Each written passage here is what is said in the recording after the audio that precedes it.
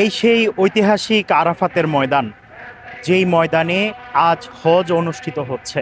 পৃথিবীর আনাচে কানাচে থেকে লাখ লাখ মুসলিম সমবেত হয়েছে এই আরাফাতের ময়দানে। আমরা সবার জন্য ইনশাল্লাহ দোয়া করতেছি, সকল মুসলিম উম্মার জন্য।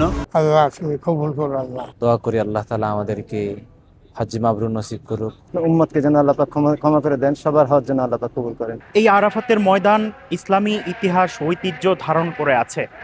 আমরা জানি ইব্রাহিম আলাইহিসসালামকে এই ময়দানে জিব্রাইল আলাইহিসসালাম হজের সমস্ত বিধিবিধান শিক্ষা দিয়েছেন এবং তিনি বারবার বলেছেন, হাল আরফতা, আপনি কি বুঝতে পেরেছেন?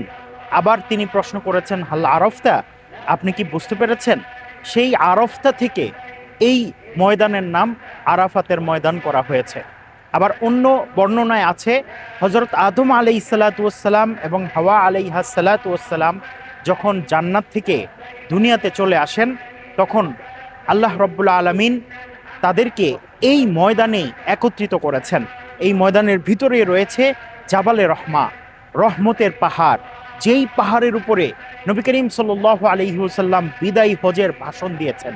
অসংখ্য দেশ থেকে আজ লাখ লাখ মুসলিম এই আরাফাতের ময়দানে সমবেত হয়েছেন। লাব্বাইক ধ্বনি তুলে তারা আল্লাহর জিকিরে মগ্ন আছেন। মুফতি আব্দুল্লাহ তামিম, সময় সংবাদ, আরাফাতের ময়দান, সৌদি আরব।